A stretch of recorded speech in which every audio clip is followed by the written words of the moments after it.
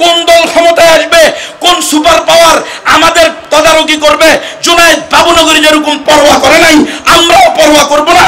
ইন্ডিয়াকে যেরকম ভাবে আমরা সহ্য করি নাই, আমেরিকার এই সমস্ত নীতি, এই সমস্ত মানবাধিকার কমিশন, এই সমস্ত ট্রান্সজেন্ডারবাদী নিকৃষ্ট জীবন বিধানকে আমরা মেনে নিব না। গণতন্ত্র করতে করতে এমন পরিস্থিতি আসবে, এক সময়ে আপনি মুরতাদ হয়ে যাওয়ার সম্ভাবনা থাকবে। আজকে দেখেন, কেউ বিএনপির সাথে যোগ দিছে, কেউ জামাত ইসলামের সাথে যোগ দিছে। এক গ্রুপ আরেক গ্রুপকে যার পর নাই তুচ্ছতাচ্ছিল্য করে পোস্ট দিতেছে, বক্তব্য দিতেছে, দেয় নাই? আওয়ামী লীগের সময় একরকম বক্তব্য, বিএনপির সময় আরেক রকম বক্তব্য, জামাতের সময় আরেক রকম বক্তব্য। প্রত্যেক যার সাথে লিয়াজু সে ওই দলকে সাপোর্ট করে কথা বলতে যায়। উম্মত এখন তো আর বক্তব্য হারিয়ে যায় না, এখন তো সব হাওয়ায় বাসে। ইউটিউব, ফেসবুক, ইন্টারনেট সাপ দিলে সব বের হয়। এই সমস্ত গণতন্ত্র, সমাজতন্ত্র, জাতীয়তাবাদ, ধর্মনিরপেক্ষতাবাদ, এই সমস্ত মিটিং মিছিল, এগুলো দিয়ে কিচ্ছু হবে না। যদি ইসলাম প্রতিষ্ঠা করতে হয় তাহলে ফেদাই দিন তৈরি করতে হবে। আল্লামা জুনায়েদ বাবুনগরী রহমতুল্লাহি আলাইহি, উনি আমার চেতনা, প্রেরণা এবং হৃদয়ের স্পন্দন। আমাকে বিষয়বস্তু দেওয়া হয়েছে উম্মার দরদ। এর ব্যাপারে আল্লামা জুনায়েদ বাবুনগরীর যেই চিন্তা, পেরেশানি উম্মতের প্রতি, সে বিষয়ে আলোকপাত করার জন্য। উম্মার দরদ, যখনই আল্লামা জুনায়েদ বাবুনগরী রহমতুল্লাহ আলাইহির দরবারে আসতাম, হযরত অমুক জায়গায় এতজন খ্রিস্টান হয়ে গেছে, তমুক জায়গায় কাদিয়ানিরা এইভাবে মাথাছাড়া দিয়ে উঠছে, অমুক জায়গায় নাস্তিক্যবাদ মাথাছাড়া দিয়ে উঠছে। মনে হয় যেন হযরত অসুস্থ হয়ে যাবেন, পেরেশান হয়ে যাবেন। গুনবি সাহেব কি করতে পারি? হুজুর সেখানে আমরা জামাত নিয়ে যাব, কোনো সমস্যা নাই, ইফতা বিভাগে চলেন, দাওরায়ে হাদিসে চলেন। হুজুরে নিজে গিয়ে বলে যে মুসলমান মুরতাদ হয়ে যেতেছে, মুসলমানের ইমান নিয়ে চিনিমিনি খেলা হচ্ছে, তোমরা যাও জামাতে বের হও, পার্বত্য চট্টগ্রামে যাও, উত্তরবঙ্গে যাও। হুজুর নিজে তাশকিল করে আমাদের সাথে জামাত দিয়েছেন একাধিকবার। আপনারা জানেন আমি একটা দাওয়াতি কাজ করি, অমুসলমানদের মাঝে দাওয়াত, নবমুসলিমদের পুনর্বাসন এবং খ্রিস্টান মিশনারির বিরুদ্ধে গণজাগরণ, জনসচেতনতা তৈরি করার চেষ্টা করা। এই কাজে হুজুরের কাছে যখনই আসছি, যখনই উম্মতের কোনো বিষয় নিয়ে, ইসলামের বিরুদ্ধে কোনো ষড়যন্ত্র নিয়ে কথা বলেছি, হুজুর পেরেশান হয়ে গেছেন। হুজুর নিজের জীবনকে যে কোনো সময়ে বিলীন করে দিতে প্রস্তুত ছিলেন, কিন্তু উম্মত ঈমান হারা হবে, ইসলাম থেকে দূরে সরবে, এতটুকু হুজুর মেনে নিতে প্রস্তুত ছিলেন না। তিনি ছিলেন আমাদের আকাবির। তার অবিসংবাদিত জিন্দেগি আমাদেরকে শুধু আলোচনার মধ্যে সীমাবদ্ধ রাখলে হবে না। আপসহীন এক ব্যক্তিত্বের নাম শুধু বললাম আর কানসুক করলাম এমন নয়।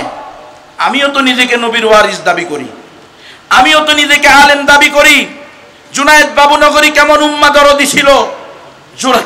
জুনায়েদ বাবুনগরী উম্মতকে জাহান্নাম থেকে বাঁচানোর জন্য নিজের জান দিতে প্রস্তুত ছিল, শাপলা চত্বর থেকে পালাইতে প্রস্তুত ছিল না। উম্মাহ দরদ কাকে বলো দেখে নাও। বলে ভিক্ষু তোমার নাম কি? বলে ফলে পরিচয়। তোমার বলে এর বংশ গোষ্ঠী দেখো। জুনায়েদ বাবুনগরী কেমন উম্মাহ দরদি ছিল! যেমন তার মামা উম্মাহ দরদি, এখনো আমাদের মধ্যে মুহিবুল্লাহ বাবুনগরী উপস্থিত দেখছেন। কোন দলের ভয় নাই, কোন নেতার ভয় নাই। দেখছেন কথা কিসেননি? আপনি আর আমি পারিনি রে লিয়াজুস চিন্তা, কারণ আমাকে এমপি হতে হবে, আমাকে মন্ত্রী হতে হবে। এবারে আওয়ামী লীগের সাথে দালালি করে হোক, বিএনপির সাথে দালালি করে হোক, অথবা মওদুদিবাদের সাথে দালালি করে হোক, কিন্তু আমাদের আকাবির আসলাফরা আমাদেরকে এটা শিক্ষা দেন নাই। আজকে আমাদের মধ্যে আমি খুব আশাবাদী ছিলাম, আশান্বিত ছিলাম যে ইনশাআল্লাহ দীর্ঘদিন পরে হলেও ইসলামী দলগুলো এক হবে নিজেদের মধ্যে। কি দেখলাম, কি আশা করলাম, গালের মধ্যে মনে হয় যেন জুতার বাড়ি পড়ল। কি রে, কেউ গিয়া মওদুদিবাদের সাথে কি করতেছে? আপোষ করতেছে, জোট করতেছে। কেউ গিয়া বিএনপির সাথে জোট করতেছে। স্বৈরাচার থাকলে স্বৈরাচারের সাথেও কেউ কেউ করতো। কি গত 16 বছরে আমরা দেখছি, ঠিক নয় কি? এই গণতন্ত্র দিয়ে, গণতন্ত্র আল্লাহ আপনারা বলবেন আজকে আমাদের সর্বজন শ্রদ্ধেয় মুরব্বী বলে গেছেন আল্লামা মুহিবুল্লাহ বাবুনগরী, যে উনার শায়েখ হুসাইন আহমদ মাদানী রহমতুল্লাহ আলাইহি বলেছেন ফিতনায়ে মওদুদিয়ত ফিতনায়ে কাদিয়ানিয়ত সে ভি বরতর হ্যায়। বলছে কি বলে নাই? হুজুর বলে গেছেন। আরে বাবা আপনারা কি মনে করবেন সেটা পরের কথা। বর্তমান যে আধুনিক জামাতে ইসলাম বা ছাত্র শিবির আছে তাদের বক্তব্য শুনেন। ডাক্তার শফিকুর রহমান সাহেবকে সাংবাদিক জিজ্ঞেস করছে, সাংবাদিকা বেশ্যা মহিলা অর্ধেক খোলা শাড়ি পরছে এভাবে, ওই মহিলা প্রশ্ন করছে আপনারা ক্ষমতায় গেলে কি নারীদেরকে বোরকা পরতে বাধ্য করবেন?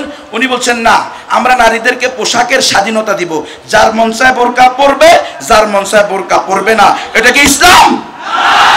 উনাকে জিজ্ঞেস করলে আপনারা ক্ষমতায় গেলে কেমন রাষ্ট্র ঘোষণা করবেন? বলে আমরা ওয়েলফেয়ার স্টেট, কল্যাণ রাষ্ট্র ঘোষণা করব। বলে এটা কেমন? বলে যেই রাষ্ট্রে নারী পুরুষে ভেদাভেদ থাকবে না, যেই রাষ্ট্রে ধর্মে ধর্মে ভেদাভেদ থাকবে না। এই মুসলমান, এটার নামই তো নাস্তিকতা, এটার নামই তো সেকুলারিজম। তাহলে বিএনপি আর জামাতে পার্থক্য কি? বিএনপির ফখরুল ইসলাম আলমগীর বলছে আমরা ইসলামী শরিয়ায় বিশ্বাসী না, আমরা ইসলামী শরিয়া চাই না। তাহলে নিশ্চিত মুরতাদ, বেঈমান। কথা কোন হুজুর? এনে সমস্ত ওলামায়ে কেরাম আছেন, ভুল হইলে আমারও ধরাই দিবেন।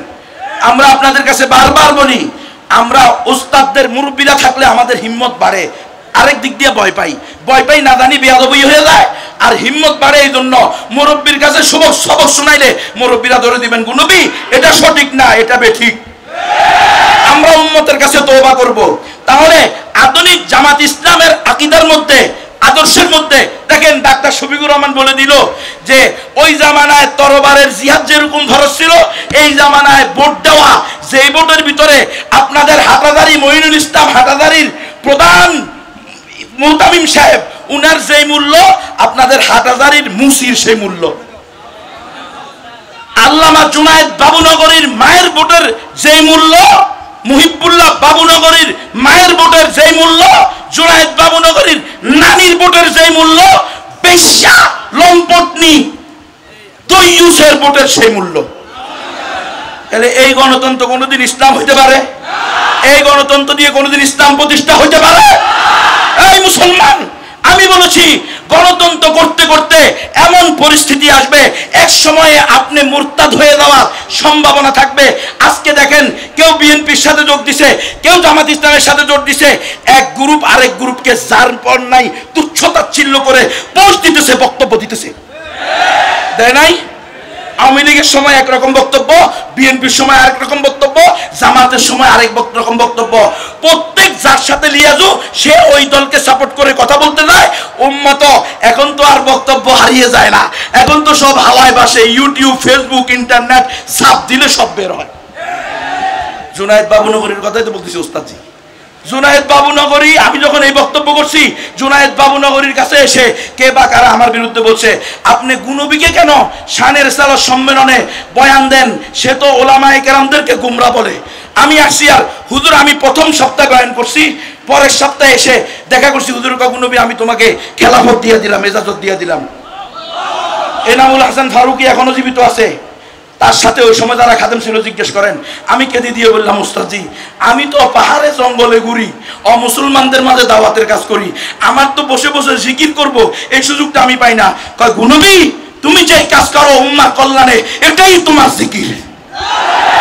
কিরে উম্মা দরদ আল্লামা জুনায়েদ বাবুনগরের ভিতরে ছিল কি ছিল না?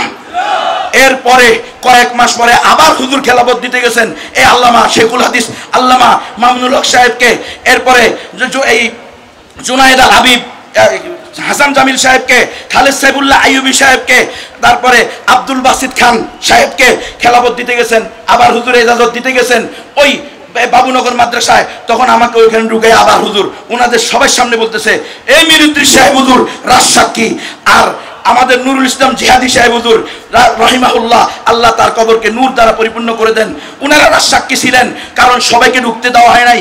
বলছি গুনবীকে আমি এর পূর্বেও খেলাফত দিয়েছি, এজাজত দিয়েছি, আজকে আবার তাকে এজাজত দিতেছি। এবং হুজুর আমাকে বলেছেন, গুনবী এই সমস্ত গণতন্ত্র, সমাজতন্ত্র, জাতীয়তাবাদ, ধর্মনিরপেক্ষতাবাদ, এই সমস্ত মিটিং মিছিল এগুলো দিয়ে কিচ্ছু হবে না। যদি ইসলাম প্রতিষ্ঠা করতে হয় তাহলে ফেদাই দিন তৈরি করতে হবে।